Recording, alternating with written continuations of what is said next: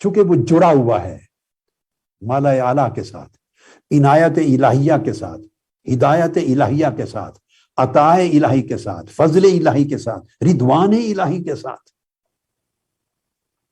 چونکہ اگر ادھر سے رسپانس اچھا نہیں آ رہا تو اس کا ادھر کا رسپانس تو قائم ہے نا. کہ قرآن مجید نے ایک جگہ حضور علیہ السلام سے فرمایا فَإِنَّكَ بِأَعْيُنِنَا، آپ ان کی باتوں پر کان نہ دھریں اور پریشان نہ ہو کہ وہ کیا رسپانس دیتے ہیں، آپ ہر وقت ہماری آنکھوں میں، ہماری نگاہوں میں. سو یہ تصور اکیلا ہی کافی ہے سینے کو کشادہ رکھنے کے لیے، حوصلے کو بلند رکھنے کے لیے، عزم اور ہمت کو برقرار رکھنے کے لیے.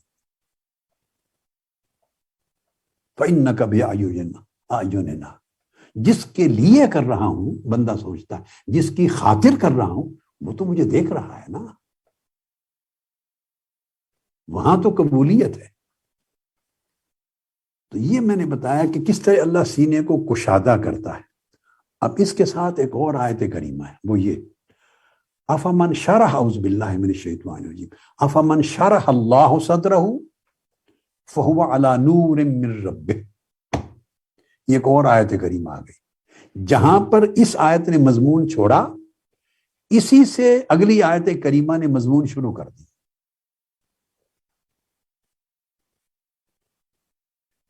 اللہ پاک جس سے افمن شرح اللہ صدرہ للاسلام، تو اسلام کے لیے اللہ پاک جس کا سینہ کھول دیتا ہے تو پھر اللہ پاک کیا کرتا ہے، اگلا فینومینن بیان کرتا ہے.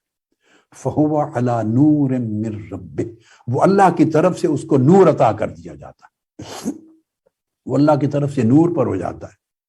اب یعنی اسے اپنے قلب اور باطن میں نور الہی مل جاتا ہے، اس کا ذہن اللہ کے نور سے روشن ہوتا ہے، اس کا قلب، دل اللہ کے نور سے روشن ہوتا ہے، اس کا سینہ اللہ کے نور سے روشن ہوتا ہے.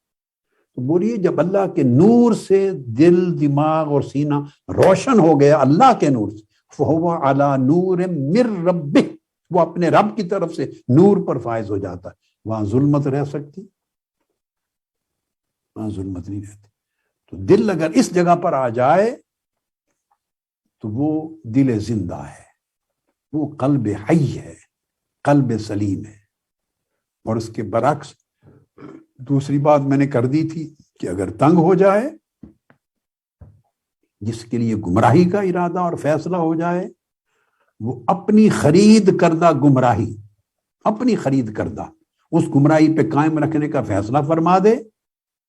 اور یہ کہ ہوگا تو عدل ہوگا، یہ ہدایت کا ارادہ ہوگا تو اللہ کا فضل ہوگا، گمراہی کا عدل ہوگا کہ بندے نے خود خریدا ہے، حق کو ٹھکرایا ہے، اس نے آنکھیں نہیں کھولی، حق کو سمجھنے کی کوشش نہیں کی، نیکی اور بدی میں فرق کو سمجھنے کی ایفرٹ نہیں کی، اپنا رسپانسبلٹی پوری نہیں کی، اپنی ذمہ داری، خیر اور شر میں امتیاز کی محنت نہیں کی. جیسی محنت آپ کاروبار کے لیے کرتے ہیں، روزگار کے لیے کرتے ہیں، بزنس ڈیلز کے لیے کرتے ہیں. سارا ہر آدمی چھوٹا زیادہ جاب کے لیے کرتا ہے، محنت کرتے ہیں. تو اس طرح کی محنت کوئی دین کے فہم کے لیے بھی تو کرے، دین کی معرفت کے لیے بھی تو کرے، اللہ کے اوامر و نواہی کو سمجھنے اور ان پر عمل درآمد کرنے پر بھی تو محنت کرے. تو یہ بھی تو ایک سودا ہے جو اللہ کے ساتھ کر رہے ہیں، آخرت کے لیے کر رہے ہیں.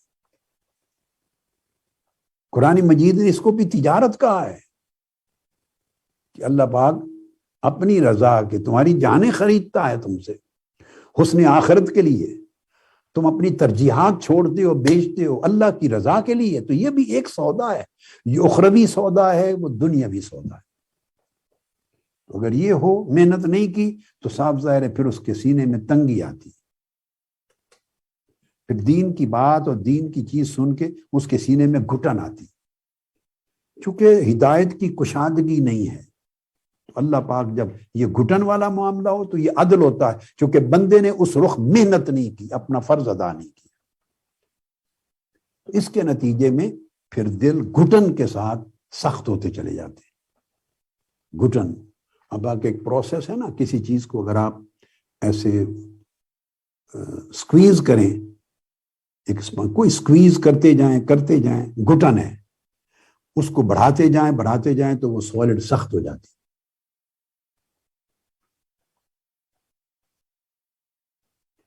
اس کو کھولتے چلے جائیں، جتنا کھولتے چلے جائیں، ڈائلیوٹ کرتے چلے جائیں، اتنی نرم ہو جاتی. تو زندہ دل نرم ہوتے ہیں، مردہ دل سخت ہو جاتے ہیں. تو قرآن مجید کی اس آیہ کریمہ میں جو میں نے تلاوت کی شروع میں فرمایا ثم قست قلوبکم من بعد ذلک فہی کالحجارہ، پھر تمہارے دل اس کے بعد جب دلوں نے اللہ کی ہدایت قبول کرنے سے انکار کر دیا، یعنی اللہ کی ہدایت پر دروازے بند کر دیے اور نفس کے غلبے اور شیطان کے غلبے کے تحت ہو گئے، پھر تمہارے دل سخت ہو گئے. اور وہ کیسے ہو گئے؟ جیسے پتھر ہوتے ہیں. او اشد قسوہ، بلکہ سختی میں حتیٰ کہ پتھروں سے بھی زیادہ سخت ہو گئے. اس میں اب نرمی نہ رہی. اس پر میں تھوڑا آگے چل کر اس سبجیکٹ کو جو دل کا سخت ہو جانا، اتنا صرف رکھتا ہوں. مضمون کو مکمل کر کے پھر میں آگے اس جگہ آ رہا ہوں انشاءاللہ. اب اس مضمون کو پھر پیچھے سے شروع کر رہا ہوں. جب یہ بات کر لی کہ جو خواطر ہیں، چونکہ اس وقت ہم قلبی اور باطنی امراض کی بات کر رہے ہیں، اگلے سال اللہ پاک نے چاہا تو پھر دل کے جو احوال صالحہ ہیں اس کو مضمون بنائیں گے، اگر زندگی ہوئی اور اللہ کا امر ہوا. یہ دل کے اخلاق سیئہ یا احوال ذمیمہ کی بات ہو رہی ہے، امراض. اور جب دل شفا یاب ہوتے ہیں، صحیح اور سلیم ہوتے ہیں، تو اس کے حالات کیا ہو جاتے ہیں، صحت مندی کی علامتیں کیا ہیں، پھر اگلے سال اللہ پاک نے چاہا تو اس کو سیریز بنائیں. اس وقت میں اس سائڈ کو لے رہا ہوں تاکہ جہاں سے بدی داخل ہوتی ہے، برائی داخل ہوتی ہے، دل مریض ہوتا ہے اور ہلاکت اور تباہی آتی ہے، ان دروازوں کو بند کیا جائے، ان کی شناخت کی جائے، ان کو ڈائیگنوز کیا جائے. اور میں نے آپ کو کل بتایا تھا، اس لیے اللہ پاک چاہتا پہلے برائی کا دروازہ بند کریں اور پھر اچھائی اور نیکی کے لیے کھولیں، پھر اچھائی نیکی لکھی جاتی. ہوتا سائیڈ بائی سائیڈ ہے مگر تقدیم اور تاخیر ہے. پہلا فوکس زیادہ بدی کو ختم کرنے پر ہے. دیکھیے قرآن مجید میں ایک مقام پر ارشاد فرمایا گیا، وہ آیت کریمہ میں آپ کے لیے پڑھتا ہوں، اور اس کے اندر ایک بات ہے، ایک میسج ہے، اس پر فوکس کریں. فرمایا اعوذ باللہ من الشیطان الرجیم. یہ حضور علیہ السلام نے حدیث پاک میں فرمایا، ما آتاکم الرسول، قرآن مجید کی اس آیت کی تشریح میں ما آتاکم الرسول فخذوہ وما نہاکم عنہ فانتہوا، یہ قرآن مجید کی آیت. اس کی تشریح میں صحیح بخاری میں حدیث آتی ہے. صحیح بخاری میں حضور علیہ السلام نے فرمایا، اس میں پرائورٹی دی ہے، شرح کی. فرمایا فَإِذَا نَهِيتُكُمْ عَنْ شَيْءٍ فَاجْتَنِبُوهُ، فَإِذَا نَهِيتُكُمْ عَنْ شَيْءٍ فَاجْتَنِبُوهُ وَإِذَا أَمَرْتُكُمْ بِأَمْرٍ فَأْتُوا مِنْهُ مَا اسْتَطَعْتُمْ. یہ صحیح بخاری کتاب الاعتصام بالکتاب والسنہ میں حدیث. حضور علیہ السلام نے ارشاد فرمایا کہ اے لوگو، اگر میں تمہیں کسی چیز سے منع کروں، اب کسی چیز سے منع کروں، منع اسی چیز سے کیا جاتا ہے یا کیا جانا مقصود ہے جس میں بدی ہے، جس میں شر ہے، جس میں ہلاکت ہے، جس میں گناہ ہے، معصیت ہے، نافرمانی ہے. فرمایا میں تمہیں جس چیز سے جب منع کروں فاجتنبوہ، اس سے کلیتاً رک جایا کرو، ٹوٹلی بلاک کر دو، ٹوٹلی بلاک کر دو، اپنے آپ کو بین کر دو، اس کو اپنی زندگی میں. فاجتنبوہ، اگلا جو حصہ آ رہا ہے اس حدیث پاک کا، اس کے ساتھ اس کو کمپیئر کرنا ہے. جس چیز سے منع کروں رک جاؤ، it should be the end, وہاں بات ختم ہو جائے. اور پھر فرمایا وَإِذَا أَمَرْتُكُمْ بِأَمْرٍ فَأْتُوا مِنْهُ مَا اسْتَطَعْتُمْ، اور اگر میں تمہیں حکم کروں نیکی کا، عبادت کا، طاعت کا، خیر کا، کوئی یہ کام کرو، تو جتنی تمہاری طاقت ہو، استطاعت ہو، صلاحیت ہو، اس قدر کیا کرو، جتنا کر سکو اتنا کرو۔ اب دیکھا دو چیزوں میں، نیکی اور بدی، طاعت اور معصیت، خیر اور شر، دونوں کے بارے میں سٹیٹمنٹ ڈیفرنٹ ہے۔ جب شر کی بات کی، بدی کی، برائی کی، گناہ کی، تو نہیں کہا کہ جتنا ہو سکے اتنا رک جاؤ، یہ نہیں کہا۔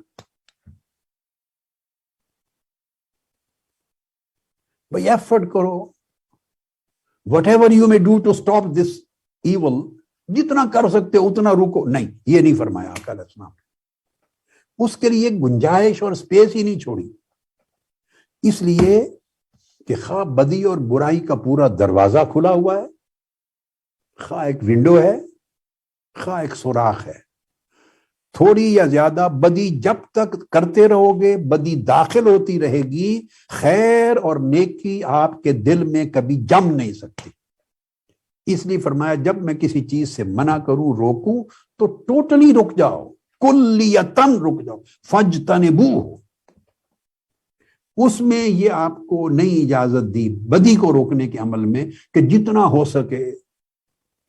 اب بندہ یوں نہیں کہہ سکتا کہ میں کوشش کرتا ہوں جس قدر ہو سکے میں برائی سے بچتا ہوں، جتنا ہو سکے بدی سے بچتا ہوں، نہیں، یہ بات نہیں، یہ ایکسیپٹیبل نہیں ہے، یہ اصول کے خلاف ہے۔ آقا علیہ الصلوۃ والسلام نے کلیئر کٹ اعلان فرما دیا، اس کی جگہ نہیں ہے۔ ہاں فرمایا بدی کو کلیتاً روک دو، دروازہ بند کر دو، بدی تمہاری زندگی میں داخل نہ ہو، برائی داخل نہ ہو، گناہ اور معصیت جو حرام ہے، جسے اللہ اس کے رسول نے روک دیا ہے، جس کے نتیجے میں جہنم ملنی ہے، دوزخ ملنا ہے، اللہ کی ناراضگی ہونی ہے، گمراہی ہونی ہے، اس کو ٹوٹلی بلاک کر دو۔ فرمایا جب اس کو بلاک کر دو تو اگلا قدم کیا ہے؟ وَإِذَا أَمَرْتُكُمْ بِأَمْرٍ، پھر حکم آئے گا، ہاں فرائض کی ادائیگی کے علاوہ، یہ فرائض کے علاوہ ہے، نماز ہے، نوافل ہے، تسبیح ہے، ذکر اذکار ہے، درود پاک ہے، استغفار ہے، صدقہ ہے، خیرات ہے، بلائی اضافی نیکیاں ہیں۔ فرمایا جب حکم کروں نیکی کے کاموں کا کہ یہ کرو یہ کرو، فَأْتُوا مِنْهُ مَا اسْتَطَعْتُمْ، تو جتنی جتنی تمہاری طاقت ہو اتنا کرتے جایا کرو، جتنی استطاعت ہو اتنا کرتے جایا کرو۔ اب اس میں خیر ہی خیر ہوگی، اس لیے کہ بدی کا دروازہ کلیتاً بند ہو چکا ہے، اب بدی کی انٹرنس نہیں رہی، تو جتنی نیکی کرو، ایک ایک قطرہ بھی ہوگا تو قطرہ قطرہ مل کے دریا بنتا چلا جائے گا۔ تو نیکی کے کرنے میں اتنا ناپ تول میں سختی نہیں ہے، کرتے جائیں کرتے جائیں، آگے آگے بڑھتے جائیں، مگر بدی کے کرنے میں بڑی سخت حکم ہے کہ اس کو بالکل بلاک کرو۔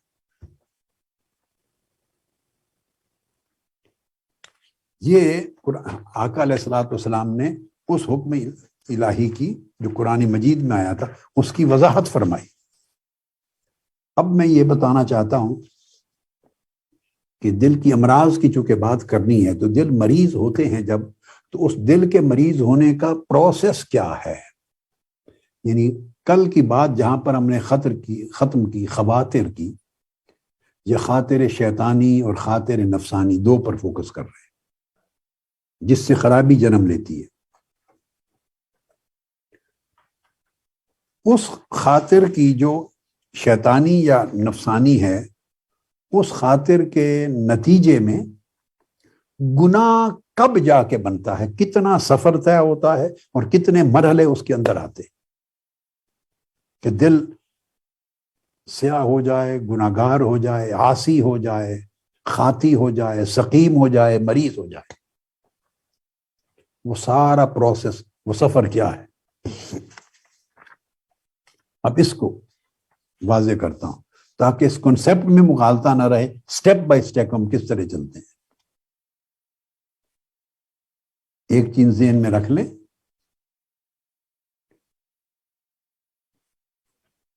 کہ جو پچھلے 2 دنوں میں گفتگو ہوئی خطرہ کی، یعنی جس کو خاطر کہا، اور اب میں نے اس کو فوکس کر دیا ملکی اور رحمانی جو خواطر ہیں، اب ان کا تذکرہ انشاءاللہ آئندہ سال ہوگا، ذہن میں رکھ، خاطر ملکی اور خاطر رحمانی، خاطر ربانی۔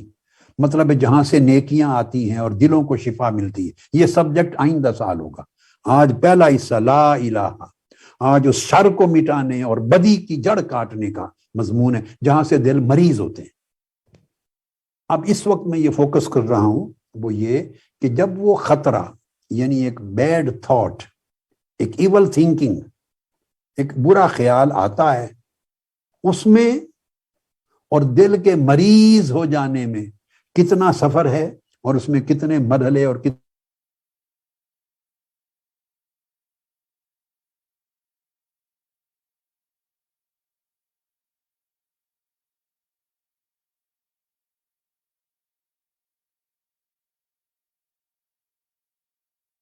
ایک جملہ بول دیا تھا کہ وہ خطرہ یعنی خاطر نفسانی یا خاطر شیطانی نفس کی طرف سے آیا یا شیطان کی طرف سے آیا، جب اس نے آپ کا دروازہ نوک کیا، اب وہاں سے شروع کر رہا ہوں یہ اگلا سبجیکٹ، تو آپ کا فرض تھا کہ آپ نفرت کے ساتھ اس کو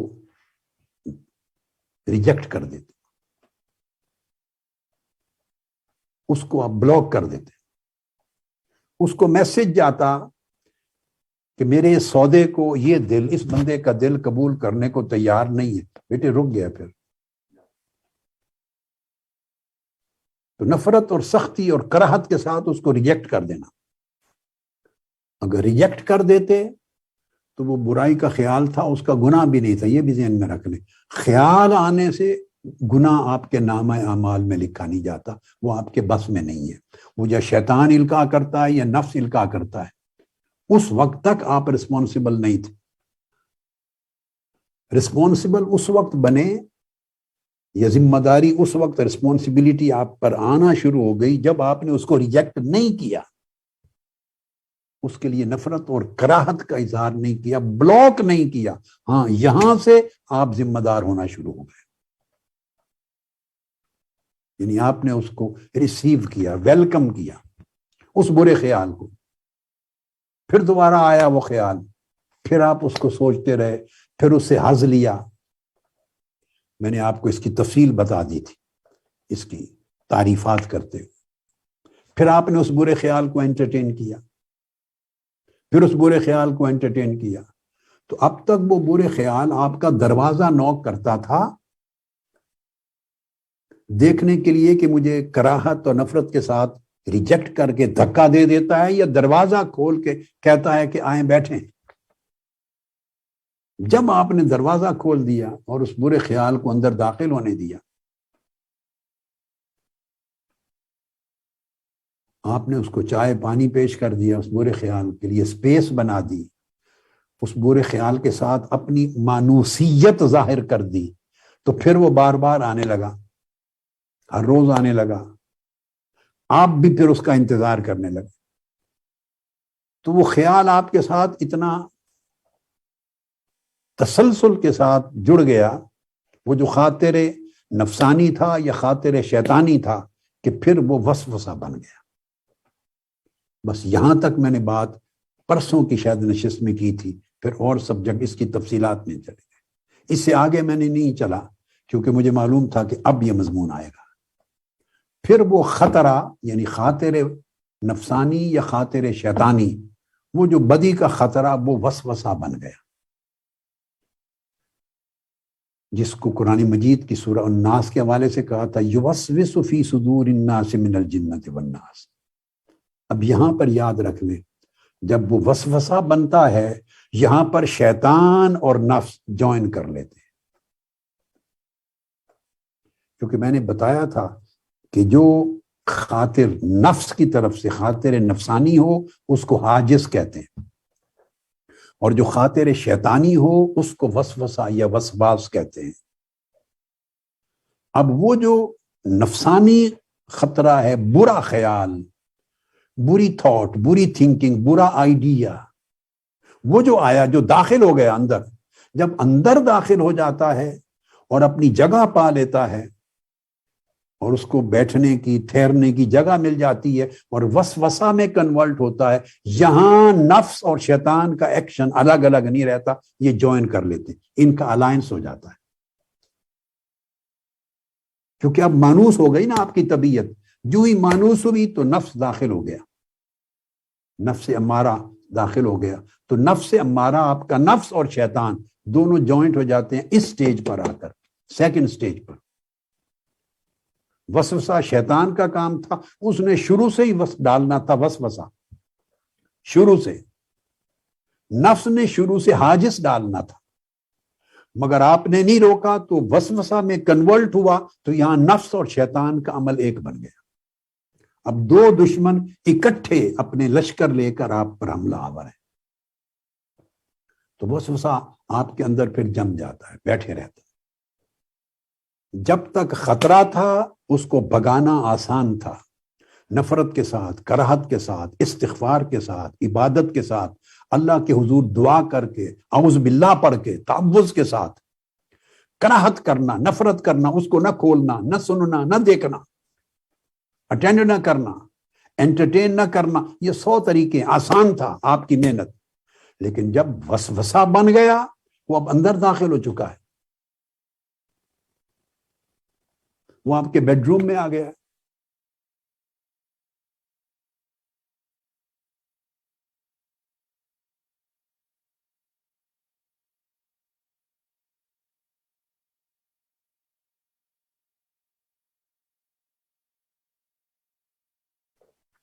اس کے لیے زیادہ ریاضت کرنی پڑے گی۔ پہلے فقط کراہت سے اس نے جانا تھا، اب ریاضت کے ساتھ جائے گا، محنت کرنی پڑے گی، بہت تسبیحات ہوں گی، وظائف ہوں گے، نفس امارہ کے وظائف ہوں گے، مہینوں لگیں گے، وقت لگے گا، طہارت کا طریق ہوگا، اذکار کا طریق ہوگا، قرآن مجید کی تلاوت، تدبر اور تفکر کا طریق ہوگا، روزوں کا طریق ہوگا یا نوافل کا ہوگا، کئی غسل ہوں گے، بار بار وضو کرنا ہوگا، خاص تسبیحات ہوں گی، جس نوعیت کا وسوسہ ہے اس کو دفع کرنے کے لیے اذکار ہوں گے، پھر اس پر محنت کرنی ہوگی۔ ایسے صرف کراہت کرنے سے نہیں بھاگنا اس نے، اب آپ اس کو گھر کے اندر گھسا بیٹھے، دل کے گھر میں۔ اب سمجھ گئے فرق کراہت اور ریاضت کا؟ کراہت بھگا دینا تھا، اب ریاضت مجاہدہ ہے، زیادہ محنت کرنی پڑتی عبادت۔ الذین جاہدوا فینا لنہدینہم سبلنا، مگر اللہ پاک تب بھی مدد کرتا ہے کہ کوئی اللہ کے لیے پھر سچا مجاہدہ کرے، محنت مشقت کرے، اللہ پاک راستہ دے دیتے ہیں، تو وسوسے بھی نکل جاتے ہیں۔ پریشان نہیں ہونا، مایوس نہیں ہونا۔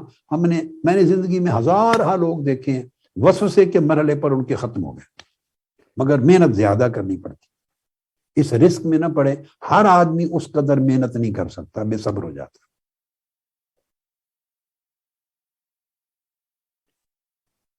تو جب وسوسہ آ گیا تو یہ صورت، اب آپ مجاہدہ کرتے اور کریں تو وسوسہ نکل جائے گا۔ اور اگر اس سٹیج پر بھی خطرہ وسوسہ بن چکا ہے آپ کے ذہن میں، اور وسوسہ پر بھی مجاہدہ نہیں کیا، آپ کو فکر نہیں ہے، آپ کو پتا ہے کہ یہ خیال ہر وقت میرے ذہن میں آتا ہے، وسوسہ میں نے آپ کو پہلے سمجھایا تھا، یہ وہ وہم کی مرض والی چیز نہیں ہے جس کو ہم اردو زبان میں عام طور پہ وسوسہ سمجھتے ہیں کہ وہم ہے، ایک مریض ہے آدمی، سائیکولوجیکل پیشنٹ ہے، یہ وہ نہیں ہے۔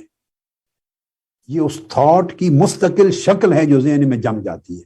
برائی کی جو تھاٹ ہے، ایول تھاٹ، اس کی مستقل شکل، اس کو دوام، بیٹھنا، جلوس مل جائے دماغ آپ کے دل میں، نشست مل جائے، اس کو وسوسہ کہتے ہیں۔ یہ ڈیفرنٹ معنی ہے۔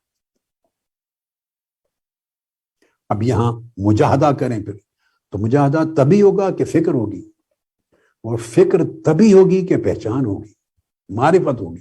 ہمارا عالمیہ یہ ہے کہ ہم پہچان ہی پیدا نہیں کرنا چاہتے۔ پہچان کیسے ہوگی؟ علم ہوگا۔ علم کیسے ہوگا؟ کسی سے سیکھیں گے۔ یہ پروسیس ہے، یہ پوری تحریک ہے، یہ پورا مشن اسی لیے ہے آپ کے۔ یہ نظامت دعوت کے داعی جاتے ہیں، علماء، اسکالر تیار کیے ہیں منہاج القرآن میں، ہر شہر جگہ جگہ اس لیے جاتے ہیں کہ سیکھیں۔ نظامت تربیت ہے، ان کو ٹرین کرتے ہیں، اسکالرز ہیں، مختلف علماء ہیں یا نیک لوگ ہیں، صالح لوگ ہیں۔ ہر آدمی کا جہاں بھی کوئی تعلق ہے تو سمجھ لیں، میں پیچھے سے پھر چلتا ہوں، مجاہدہ تب ہوگا جب آپ کو فکر اور درد ہوگی، نفرت ہوگی اس سے اور درد ہوگی۔ تو فکر و درد تب ہوگی کہ آپ کو سمجھ ہوگی، معرفت ہوگی، کہ میں تو تباہ ہونے کو جا رہا ہوں. تو معرفت تب ہوگی جب آپ کو علم ہوگا. علم بیٹھے بٹھائے تھوڑا آ جاتا ہے. علم تب ہوگا جب علم والوں کے پاس، ذکر والوں کے پاس جائیں گے، پڑھیں گے، سیکھیں گے. اس لیے حضور علیہ السلام نے فرمایا طلب العلم فریضۃ علی کل مسلم مسلم، یہ ہر شخص پر فرض ہے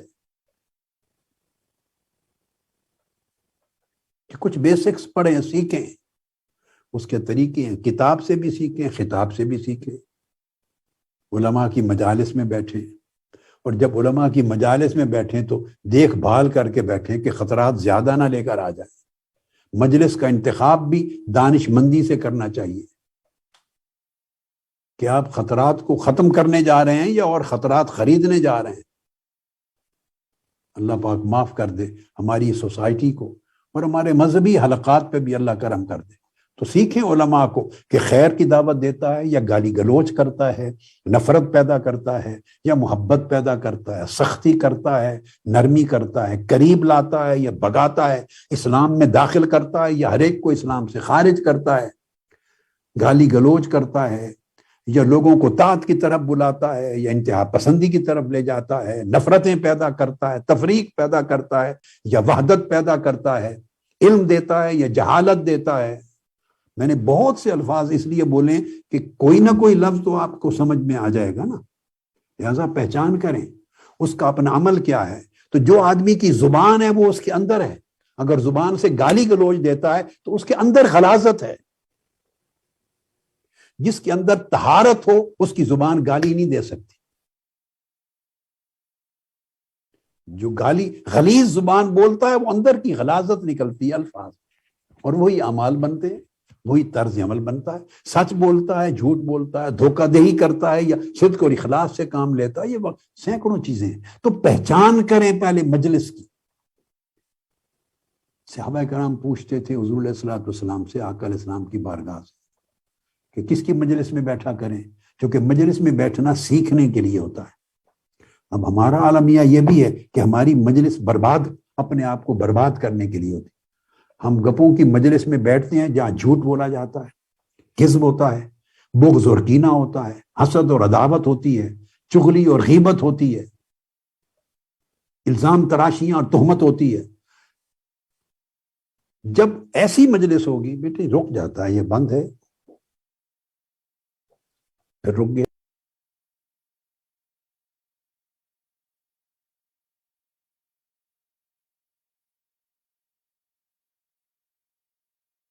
اچھا، تو جب ہم اپنی مجلس کو دیکھتے نہیں ہیں کہ اس مجلس سے ہماری آخرت کو بھی کوئی نفع ہوگا یا نقصان ہوگا.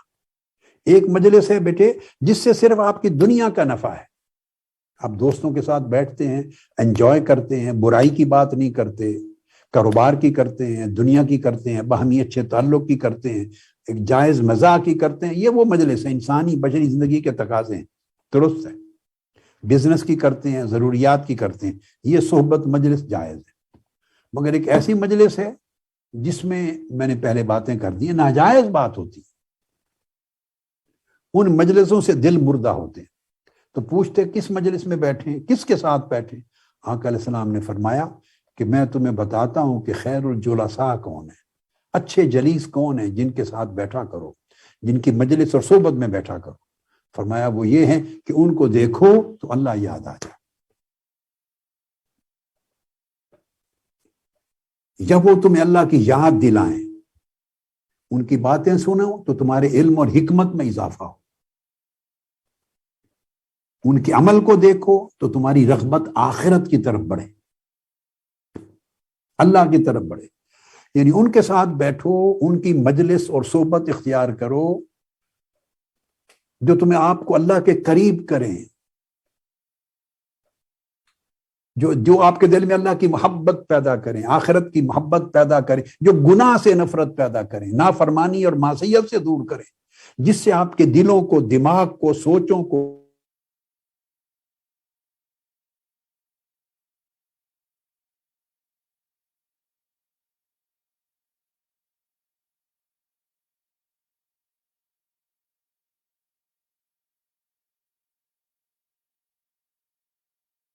ہو گئی ہے نا ساری. اب ہر شخص کے ہاتھ میں ایک صحبت ہے, اس کا سیل فون ہے, صحبت ہے ہر ایک شخص کے ہاتھ میں. وہ فرینڈز ہیں, وہ فالو کرتا ہے, اس کی کئی ہزار اس کے سارے لنکس ہیں, فالو کرتا ہے, وہاں ہر روز چڑھایا جا رہا ہے, لکھا جا رہا ہے, بولا جا رہا ہے, ہر چیزیں اپلوڈ ہوتی ہیں, آپ اس کو روز بیٹھ کے پڑھتے ہیں. یہ آپ کی صحبت ہے. ہر روز جو چیز پڑھتے ہیں وہ آپ پہ اثر انداز ہوتی ہے. آپ میں کوئی ایسا افلاطون نہیں ہے, جو کوئی پہاڑ اور فولاد کا بنا ہوا نہیں ہے کہ جو ایک چیز ہر روز پڑھے, ہر روز دیکھے, ہر روز سنے اور اس پر کوئی اثر نہ ہو. یہ سوچنا دھوکہ دے گی, اپنے آپ کو, اپنے نفس کو دھوکہ دینا. ایسا نہیں ہوتا. ایک ایک قطرہ بھی گرتا رہے تو پتھر میں بھی سوراخ ہو جاتا ہے, بھلے سالوں لگ جائیں. ہر روز جو چیز پڑھتے ہیں اس کا اثر ہوگا, ہر روز جو دیکھتے ہیں اس کا اثر ہوگا, آپ پر ظاہر نہ ہو. دیکھیے آپ, ہوا ہے, کھلی ہوا, ہوا کے اندر آپ کو گرد نظر آتی ہے؟ گرد بولیے, ہاتھ ہٹائیں. آپ ایسے کہیں گے کہ نہیں نظر آتی, مگر گرد ہے یا نہیں؟ بولے مجھے اب بتائیں, گرد ہے یا نہیں ہوا میں؟ ہے. آپ اگر جھاڑ پھونک نہ کریں, ٹیبل صاف نہ کریں, 3-4 دن کے بعد آپ انگلی لگائیں تو ٹیبل پہ آپ کو گرد نظر آ جائے گی. یہ کپڑے جو میلے ہو جاتے ہیں, یہ میل کہاں سے لیتے ہیں؟ ہوا سے ہی لیتے ہیں. گرد میلے ہو جاتے ہیں, آپ دھوتی ہیں. برتن میلے ہو جاتے ہیں, آپ کی کچن کے کاؤنٹر میلے ہو جاتے ہیں. سارا کچھ یہ جو میل ہوتی ہے کوئی نظر تو کہیں سے نہیں آتی. اور اگر بدن سے بھی آتی ہے تو بدن پہ میل کہیں دکھائی دیتی ہے؟ مگر آتی ہے. آپ دیکھیے نا, یہ بری چیز ہے. دکھائی نہیں دیتی مگر ہے. تو زیادہ خطرناک وہ اثرات ہوتے ہیں جو دکھائی نہیں دیتے مگر ہوتے ہیں, وہ زیادہ خطرناک ہوتے ہیں. کیونکہ دکھائی دینے لگے یا سمجھ میں آ جائیں تو شاید آدمی اپنے آپ کو روک لے کہ میں بھائی اتنا طاقتور نہیں کہ اس ایک طوفان کا مقابلہ کر سکوں. بندہ بلاک کر دیتا. بندہ سمجھتا ہے کہ اوور کانفیڈنٹ ہے. جیسے اوور کانفیڈنس میں لوگ ڈرائیور ایکسیڈنٹ کر بیٹھتے ہیں گاڑیوں کا.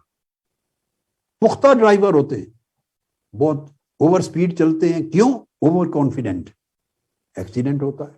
جب وقت آتا ہے وہاں ایکسیڈنٹ ہو جاتا ہے, عین لمحے کنٹرول نہیں ہو سکتا. لہذا تو پتہ نہیں چلتا آپ کو, مگر آپ پر اثرات آ رہے ہیں, خواطر آ رہے ہیں, ذہن بگڑ رہا ہے. اس سے بچنا, اسی خطرہ, وہ خطرہ وسوسے میں بدل رہا ہے, یعنی ایک تصور اندر جا رہا ہے. اب جب وہ وسوسہ آپ کنٹرول نہیں کر سکتے, مجاہدہ نہیں کر سکتے, تو پھر وہ شہوت بن جاتا ہے. پھر وہ شہوت بن جاتا ہے. جب شہوت بنتا ہے تو اس کے ساتھ نفس شریک ہو جاتا ہے. جیسے میں نے بتایا وسوسہ کی سٹیج پر تو ہوائے نفس شامل ہوتی ہے, نفس کی خواہشات, اور وہ شامل ہو کر پھر آپ کو اندھا کر دیتی ہے. عقل معوف ہو جاتی ہے, دماغ معوف ہو جاتا ہے, آنکھوں سے دکھائی نہیں دیتا, سچائی سنائی نہیں دیتی, اور بات دل و دماغ, سچائی, حقیقت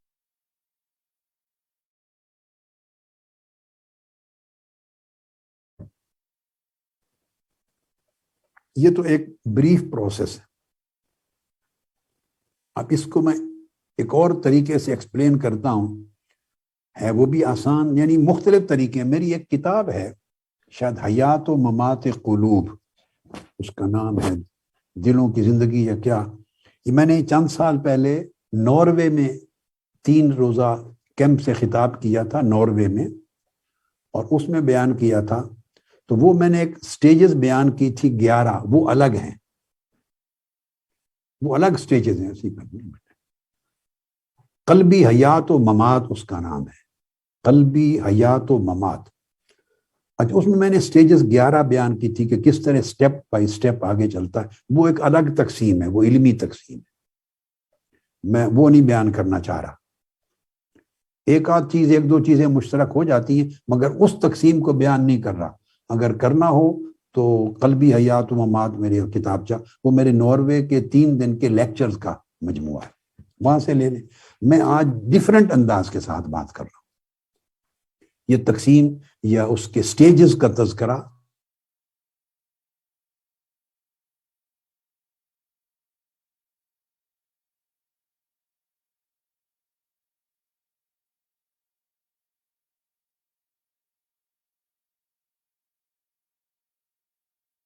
ڈفرینٹ طریقے سے کہ خاطر جو خطرہ ہے، پہلے جو برا تھاٹ آیا، ایول تھاٹ آئی، ایول تھنکنگ آئی، یہ خیال آیا، خواہ کسی بری کتاب کے پڑھنے سے آیا، خواہ کسی بری چیز کو سننے سے آیا، کسی برے دوست کی باتیں سننے سے آیا، خواہ سوسائٹی سے آیا، خواہ کمپنی سے آیا، خواہ مجلس سے آیا، سیل فون سے آیا، ہر روز کے معمولات سے آیا، جہاں سے بھی آیا، شیطان یا نفس نے ایک خطرہ بھیجا، وہ آپ کی تھاٹ آ گئی۔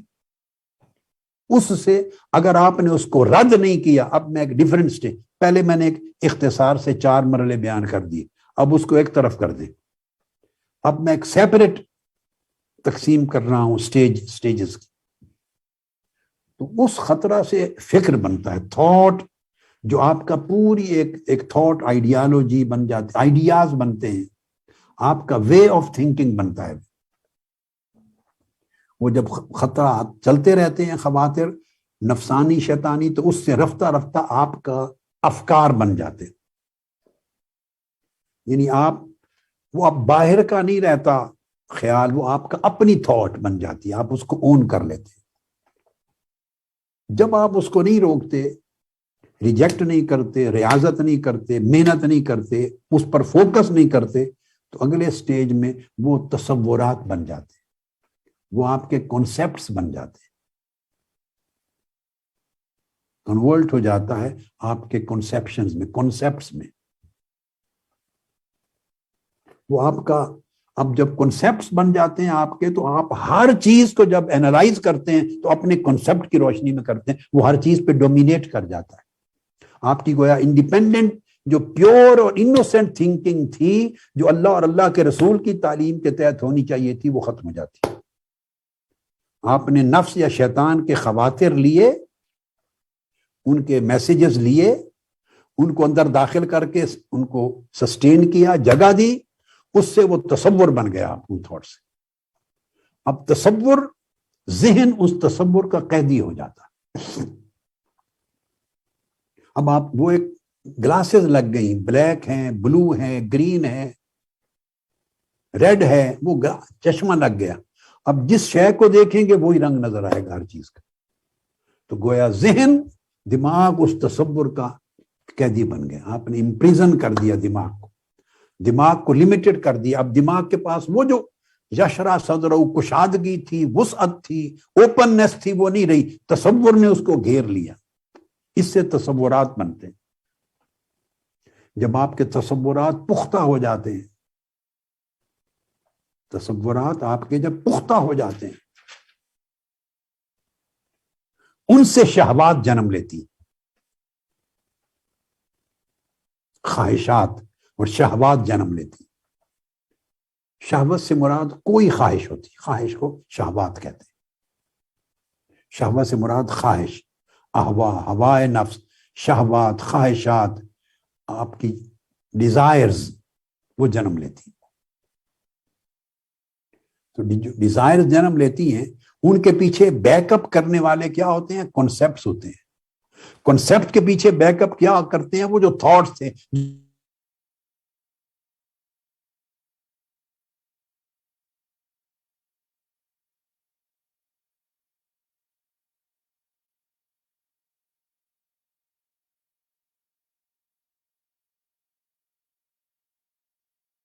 یہ چیز قدم آگے بڑھاتی ہے، تو اس کو ختم کرنا مشکل سے مشکل تر ہو جاتا ہے۔ جتنا ارلی سٹیج پہ ختم کر دیں آسان ہے۔ ارلی سٹیج پر ایول نے، جب برائی نے وجود ہی نہیں پکڑا تھا، مستقل داخلہ نہیں ہوا تھا، آسان تھا۔ جو وہ معاملہ آگے بڑھتا گیا، آپ پھنستے گئے، قیدی بنتے گئے، اور آپ کی طاقت کم ہوتی گئی، اور وہ اس کو نکالنا، ختم کرنا آپ کے لیے ڈیفیکلٹ، مشکل ہوتا چلا گیا۔ وہ جب شہوات، ڈیزائرز، خواہشات بن جاتی ہیں، وہ بڑا عرصہ چلتی رہتی ہیں، آپ کے اندر چلتی رہتی ہیں، ان سے ارادات جنم لیتے ہیں، انٹینشنز، ارادہ۔ اب آپ سمجھ گئے نا؟ یعنی پہلے تھا خاطر، ایک تھاٹ آیا تھا، تھاٹ سے کنسیپٹ بنا تھا، کنسیپٹ سے پھر ڈیزائر بنی تھی، اور ڈیزائر سے انٹینشن بنا، اس سے ارادات بنتے، اور ارادہ آپ کو کسی اچھے یا برے کام کے کرنے کے قریب لے جاتا ہے۔ یہ جو پروسیس ہے دونوں طرف اپلائی ہوتا ہے. نیک خیال آئے تو وہ بھی اس طرح گریجولی جنم لیتا ہے. یہ بیج کی مانند ہے. خاطر یا خطرہ ایک بیج کی مانند ہے. جیسے آپ زمین میں بیج بو دیتے ہیں، پھر جیسے مالی اس کو پانی دیتا ہے، اس کو مٹی سے اس کو خوراک ملتی ہے، کیمیکل ڈالتے رہتے ہیں، یہ ساری چیزیں اس کو مل کے بڑا کرتی ہیں. پھر چھوٹی سی کومپل نکلتی ہے، زمین پھوٹتی ہے، پھر چھوٹا سی کومپل نکلتی ہے، پھر وہ پودا بنتا ہے، پھر اس کی ریکوائرمنٹس اس کو ملتی رہتی ہیں تو بڑا ہوتا ہوتا پودا پلانٹ اور درخت کی طرف بڑھتا ہے. اس طرح خطرہ یا خاطر ڈیولپ ہوتا ہوتا گناہ کے اس درخت کی طرح پلتا ہے، بڑا ہوتا ہے. اس سے پھر انٹینشنز آ گئے، آپ کا گناہ کا ارادہ. جب آپ ارادے تک پہنچتے ہیں تو اب اس سے نکلنا آپ خود اندازہ کر لیں کتنا مشکل ہو گیا. تو میرے بیٹوں اور میری بیٹیوں اور بھائیوں اور بہنوں، زندگی میں برائی کو دل و دماغ میں داخل ہونے کے وقت رد کرو. پہلے جب پہلی ٹھوکر لگی تھی، نوک ہوا، وہیں رد کرو خیال، وہیں فکر مند ہو جاؤ یہ کیوں آ گیا، اس نے میرا دروازہ کیوں چنا، اس نے میرے دل پہ دستک کیوں دی. اتنا میں بیمار، کمزور یا نافرمان گناہگار تو ہوں نا کہ اس برے خیال نے میرے دل کو چنا دستک دینے کے لیے، میرے اندر داخل ہونے کی کوشش کی. بیٹے وہ پھر اسکرین رک گئی ہے. اسی وقت فکر، اس کو کہتے ہیں تشویش. اس وقت تشویش ہونی چاہیے. جب بندے کو اس وقت تشویش نہیں ہوئی، بے فکر رہا، یہ میں نے اوور کانفیڈنس کہا. بے فکر رہا، یہ مرواتا ہے، تباہ کرتا ہے انسان کو، اوور کانفیڈنس. تو پھر آپ مشکل سے مشکل تر سچویشن میں جاتے گئے. تو جب وہ انٹینشنز ہو گئے، ارادے، اور ارادے پہ رفتہ رفتہ پختہ ہو جاتے ہیں، تو جب ارادہ پختہ ہو جاتے ہیں ارادے، تو وہ افعال میں کنورٹ ہو جاتے ہیں. اس سے ایکشنز اور ڈیڈز سرزد ہوتی، پھر ارادہ فعل میں بدل جاتا. جب ایک عرصہ اتنا ارادہ رہتا ہے اور ارادے کے پیچھے شہوت کا زور تھا، شہوت کے پیچھے تصور کا زور تھا، تصور کے پیچھے ایک پوری تھاٹ اور ایک فکر کا زور تھا، یہ ساری چیزیں ری انفورس کر رہی ہیں، حتیٰ کہ پھر کافی عرصہ جب انسان ایک بری کام کے، برائی کے، شہوت کے اور ایک معصیت کے، گناہ کے، نافرمانی کے ارادے میں، ارادہ بالکل اینڈ ہے، قصد ہے، عزم اور ارادہ، ان کے پھر فرق ہیں. میں اس تفصیل میں نہیں جا رہا، علمی چیزوں میں نہیں جا رہا. عزم، قصد، ارادہ میں بھی یہ اور میں نے کتابوں میں بیان کیے ہوئے ہیں. آج میں اس کو ایک اور انداز سے لے رہا ہوں. تو ان کے پیچھے ساری ری انفورسمنٹ قوتیں ہیں. تو پھر الٹیمیٹلی وہ ارادہ فعل میں بدل جاتا ہے، چونکہ بندے نے کسی سٹیج پر علاج نہیں کیا، کسی سٹیج پر جو علاج چاہیے تھا وہ نہیں کیا، وہ فعل پہ بدل گیا. تو انسان سے گناہ سرزد ہوتا ہے. اب اللہ کے ہاں سمجھیں، جب فعل سرزد ہو گیا تو اس کا وہ گناہ لکھا جاتا ہے، مگر اس نے یہ گناہ خود کمایا اتنے مرحلوں میں، اپنی بے فکری سے، بے پرواہی سے، اور اپنی حفاظت نہیں کی. اور اس کا میں پھر آپ کو بتا دوں، سب سے بڑا ضرر اور نقصان کا چشمہ بری صحبت، بری سنگت، بری جگہ بیٹھنا، بری چیز کو پڑھنا، بری چیز کو سننا، بری چیز کو دیکھنا. اور آج کا زمانہ چونکہ سوشل میڈیا کیا، اس پر میں ساتھ ساتھ فوکس کر رہا ہوں. ہر کوئی لکھ رہا ہے، جو لکھی ہوئی چیز ملے وہ سچ نہیں ہوتی. خدا جانے اس میں 1% سچ ہے یا 10% ہے، کتنا جھوٹ ہے. جو چیز یہ ایڈورٹیزمنٹ کرتے ہیں، اس سے مائنڈ میکنگ کرتے ہیں لوگ، کروڑوں اربوں روپے لگاتے ہیں سوشل میڈیا پر، تو آپ خریدار بنتے ہیں، ان چیزوں کو خریدتے ہیں. یہی تو کاروبار ہے، جھوٹ کا سب کاروبار یہی ہے. اور اس کی جنگ لڑنے کے لیے آپ نے اپنے مشن میں محنت کر کے سچ اور حق کے لیے بھی اسی طرح اسٹرگل کرنی ہے. یہ سوشل میڈیا کے بیٹے بیٹیاں ایکٹیوسٹ ہیں، ان کا یہ رول ہے. دائیوں کا رول ہے، نظامتوں کا، رفقا کا، کارکنان کا، تنظیمات کے ہر فرد کا، نائب ناظمین اعلیٰ کا، ہر فورم کا، ہر سطح کے فورم کا، ہر ایک کا. بیٹیاں ہیں، بیٹے ہیں. یہ ذمہ داری ہے کہ وہ اتنی قوت کے ساتھ ان اچھے تصورات کو فروغ دیں تاکہ اچھی خواہشات لوگوں کے دلوں میں پیدا ہوں، اچھے ارادات جنم لیں اور اچھے افعال وجود میں آئیں. تو جب افعال ہوتے ہیں تو وہ فعل ہوتا ہے. پھر جب فعل تک پہنچتے ہیں اور پیچھے شہوت کی قوت ہے اور ارادے کی، تو فعل بار بار ہوتا ہے.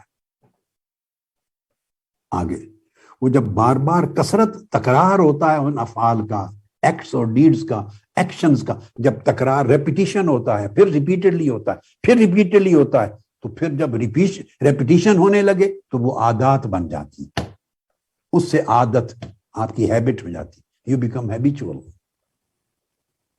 اس برائی کی عادی ہو جاتی، یہ عادت ہو جاتی ہے، اور جب عادت ہو جاتی ہے تو اس عادت سے ہلاکت پیدا ہوتی ہے، پھر آپ ہلاک ہو جاتے ہیں، کیونکہ عادت فطرت ثانیہ کی طرح ایک چیز ہے، عادت اتنی مضبوط چیز ہے کہ جیسے انسان کی فطرت ہے، جیسے بندے کی فطرت نہیں بدل سکتی، اس طرح عادت کا بدلنا مشکل ہو جاتا، ناممکن تو نہیں مگر اس طرح مشکل ہو جاتا ہے۔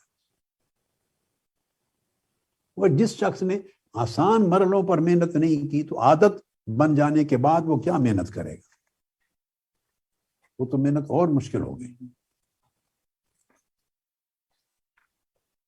لہذا یہ جو چیزیں آپ کے سامنے بیان کی ہیں، اس کو اگر ذہن نشین کر لیں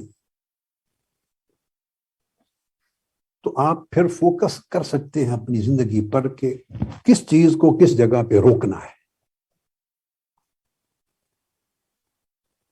جب آپ کسی برائی اور بدی اور شر کی عادت تک پہنچ جاتے ہیں تو وہ عادت آپ کی روحانی ہلاکت ہو جاتی ہے۔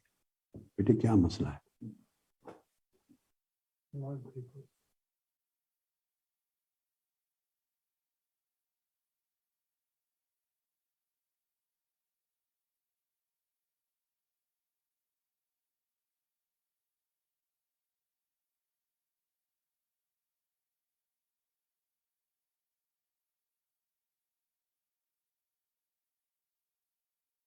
انٹرنیٹ میں کوئی پرابلم آ رہا ہے تو میں گفتگو جاری رکھتا ہوں، کچھ آواز کٹ رہی ہے، میری سننے والوں کو آواز کٹ رہی ہے، مگر انہوں نے کہا انٹرنیٹ کے ڈپارٹمنٹ نے کہ آپ گفتگو میں جاری رکھو، جن کو سننے میں دشواری آ رہی ہے وہ دوبارہ سن لیں، یہ اپلوڈ ہو جائے گا پھر دوبارہ صحیح آواز کے ساتھ، تو اس لیے آپ کو پھر دوبارہ سننے کے لیے مل جائے گا، تاکہ بات کو نہیں روکتے۔ اس ٹربل کا حل اس وقت ان کے پاس نہیں ہے، یعنی یہ ٹربل آپ سمجھ گئے، جو ہم ٹربلز کی بات کر رہے تھے یہ ان بیونڈ دیئر کیپیسٹی چلا گیا ہے، اس وقت اس کا علاج مشکل ہو گیا ہے، یعنی اللہ پاک نے یہ آپ کو مثال دے دی۔ میں یہ عرض کر رہا تھا کہ جب شر اور بدی اور برائی کا تصور جو خطرہ تھا بڑھتے بڑھتے سارے مرحلے عبور کر کے آپ کی عادت بن چکی ہے اور عادت ہلاکت میں بدل چکی، وہ مقام ہے جہاں دل مردہ ہو جاتا، اس مقام پر دل آ کے مردہ ہو جاتا۔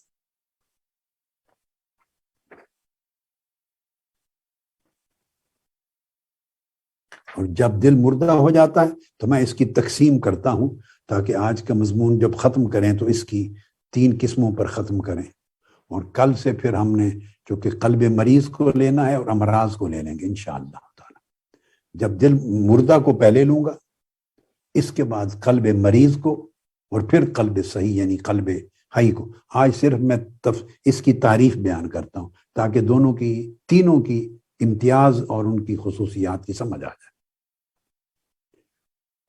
تو جب معصیت یعنی برا خطرہ نفسانی یا شیطانی داخل ہو کے بڑھتے بڑھتے اور آپ نے علاج نہ کیا، اس کو رد نہ کیا، ٹھکرایا نہیں، اور جو اسباب تھے اس کے داخل ہونے کے وہ اسباب بھی برقرار رہے۔ ہماری پوزیشن ایک اور بھی ہے، بہت دشواری ہماری زندگی کی، وہ یہ ہے کہ ہماری زندگی میں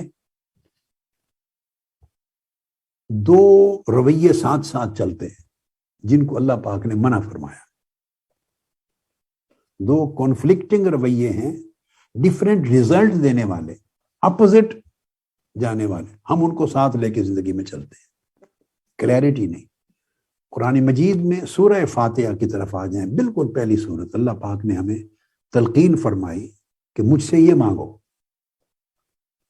اہدنا الصراط المستقیم، سیدھا راستہ، اس کی ہدایت مانگو۔ اللہ پاک نے فرمایا کہ مجھ سے سیدھے راستے کی ہدایت مانگو۔ جس میں استقامت ہے۔ اور پھر اللہ پاک نے اس کو ڈیفائن کیا، فرمایا سیدھا راستہ کیا ہے؟ صراط الذین انعمت علیہم، ان لوگوں کا راستہ جن پر تو نے انعام فرمایا ہے۔ تو گویا اللہ کے انعام یافتہ بندوں کے ساتھ جڑنا،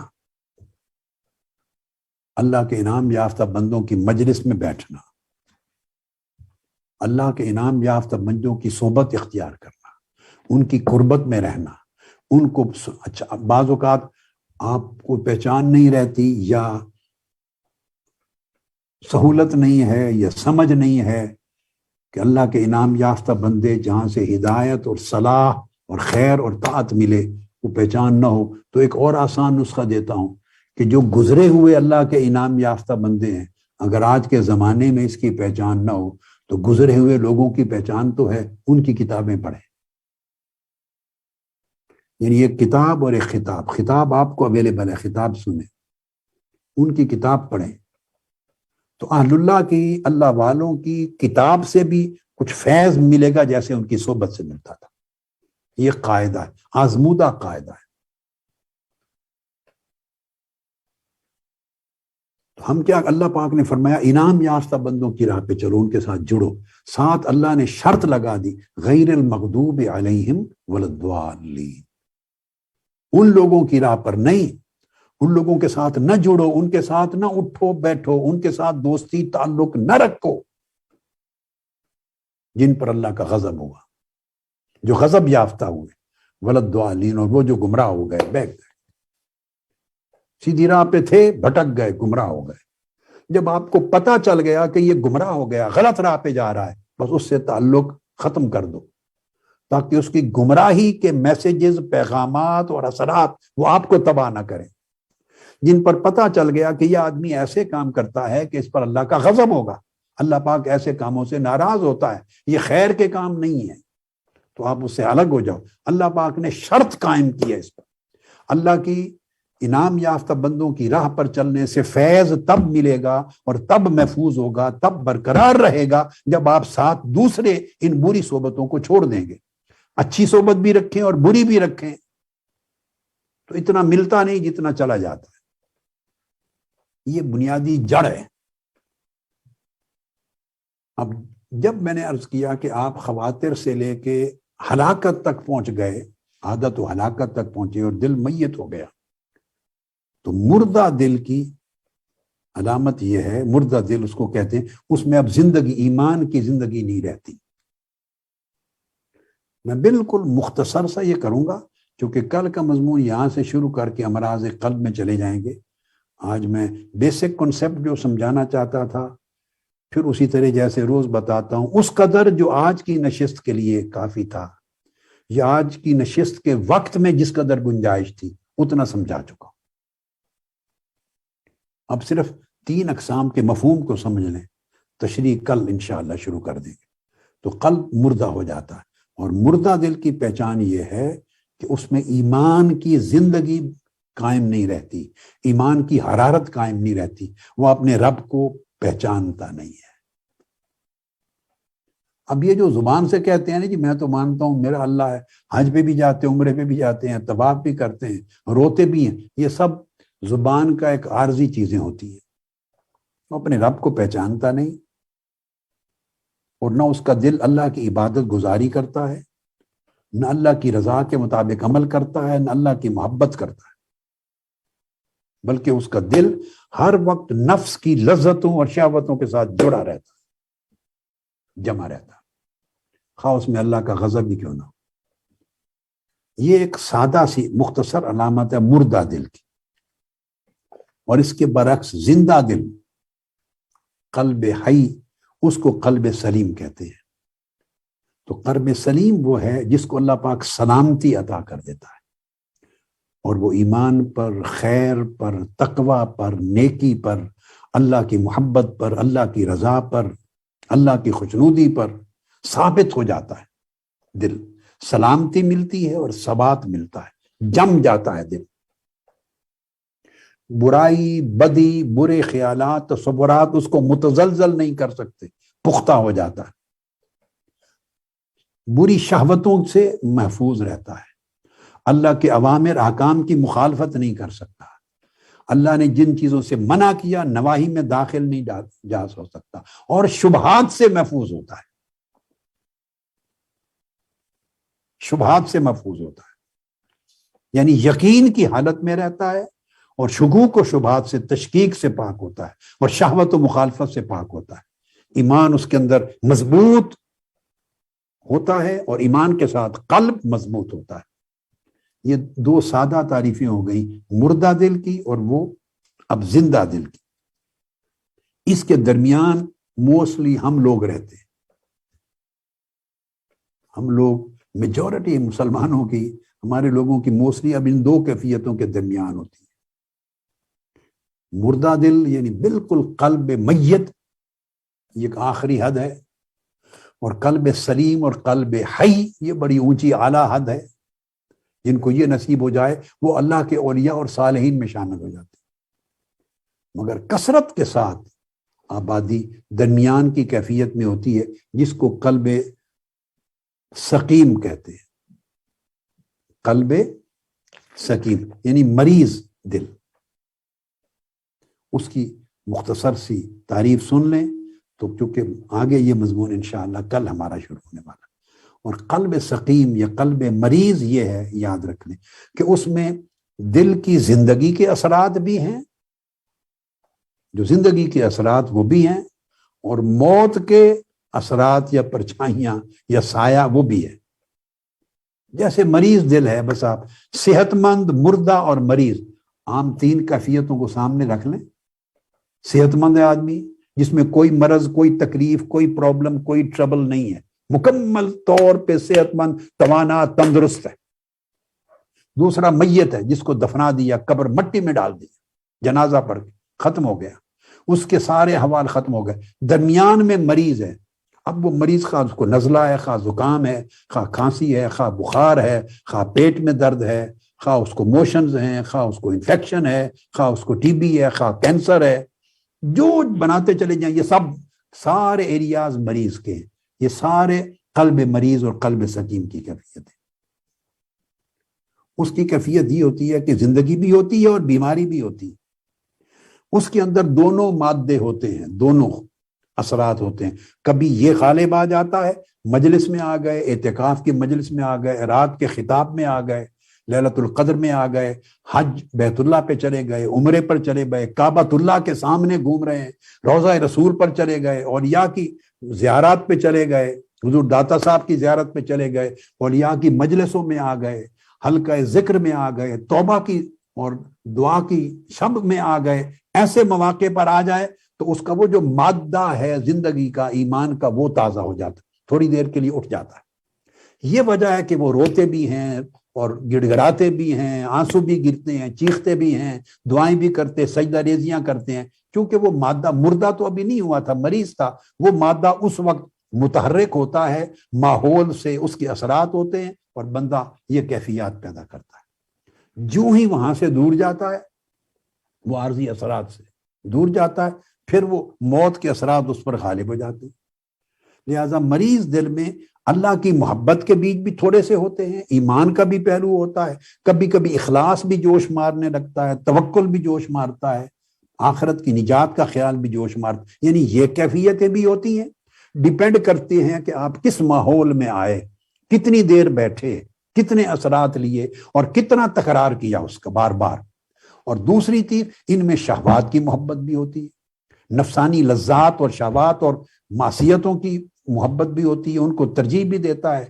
بندے کے اندر ہرس بھی ہوتا ہے، ہرس بھی ہوتا ہے ان کو حاصل کرنے کا۔ اس مریض دل میں حسد بھی ہوتا ہے، کبر بھی ہوتا ہے، خود پسندی بھی ہوتی ہے، علو، اپنے آپ کو اونچا کرنے کا پہلو بھی ہوتا ہے، زمین میں شرنگیزی بھی ہوتی ہے، ظلم بھی ہوتا ہے، تو ہلاکت کا مادہ بھی ہوتا ہے۔ تو مریض دل دو قسم کے داعیے ہیں، نیکی کا بلانے والا داعیہ اور بدی کی طرف بلانے والا داعیہ۔ دونوں داعیوں کی کشمکش رہتی ہے مریض دل میں۔ ہماری میجورٹی اس حال میں ہوتی۔ یہاں سے انشاءاللہ تعالی اللہ پاک نے چاہا تو کل کی نشست کا آغاز کریں۔ وما علینا الا البلاغ، والسلام علیکم ورحمۃ اللہ وبرکاتہ۔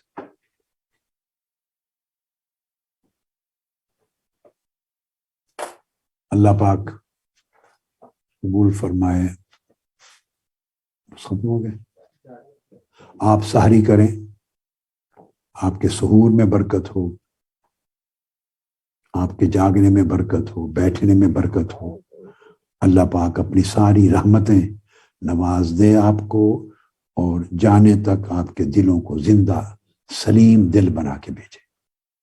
بار دیگر سلام کر رہا ہوں۔ السلام علیکم ورحمۃ اللہ وبرکاتہ۔